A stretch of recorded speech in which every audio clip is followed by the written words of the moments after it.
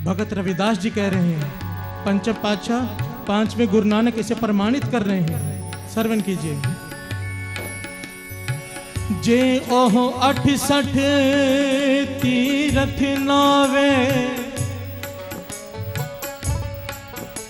जे ओ 22 शिला पूजावे, जे ओह कूप तटा देवावे, करे निंद सब बिरथा जावे। पातशाह फरमाते हैं, ध्यान से सुन लीजिए साथ संगत जी, हमारी सारी जिंदगी निंदा करते हुए बीतती है। दो लोग मिलते हैं तो तीसरे को लेके बैठ जाते हैं जो वहां नहीं होता और उसकी बुराई करनी शुरू कर देते हैं। हमें बड़ा इसमें रस आता है। गुरबाणी इसके बारे में क्या कह रही है कि जे ओ 68 तीर्थ नावे, अगर कोई आदमी 68 तीर्थों का स्नान कर ले, कोई कर नहीं सकता पर अगर कोई कर ले, जे ओ 22 शिला पुजावे, सारे दिशाओं में जितने भी मंदिर हैं सबके दर्शन कर ले, जे ओ कूप तटा दिवावे। आज के ज़माने में लोग कूलर लगाते हैं ना लोगों की प्यास बुझाने के लिए, कि बड़ा पुण्य का काम है। उस वक्त लोग कुएं खुदवाया करते थे लोगों की प्यास बुझाने के लिए, कि ये पुण्य का काम है। पातशाह फरमाते हैं कि सारी दिशाओं में एक कुआं नहीं, सारे जग में कुएं खुदवा दे वो आदमी, इतना पुण्य कमा ले, पर अगर वो निंदा करे किसी की तो सारा कुछ किया कराया व्यर्थ हो जाता है।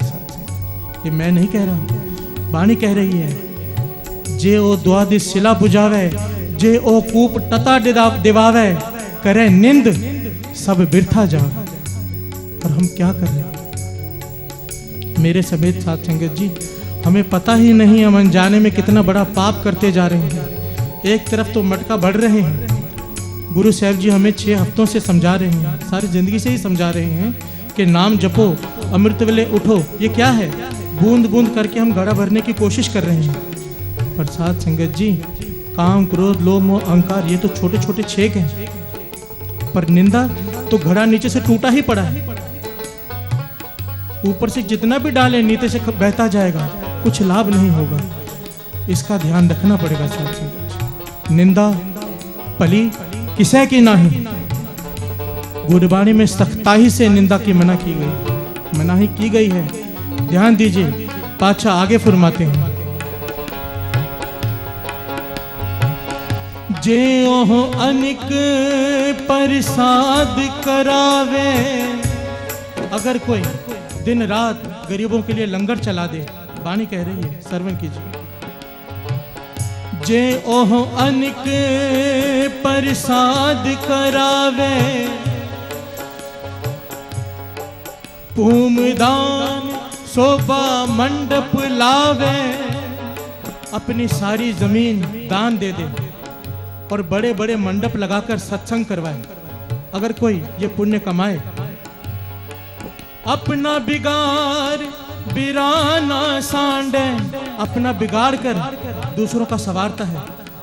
इतने बड़े उसके कर्म हैं, इतने उसमें गुण हैं, पर करे निंद बहु जो निहांडे।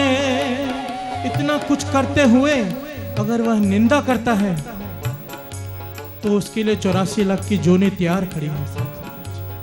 गुरबाणी कह रही है, गुरबाणी 3 काल सत्य है।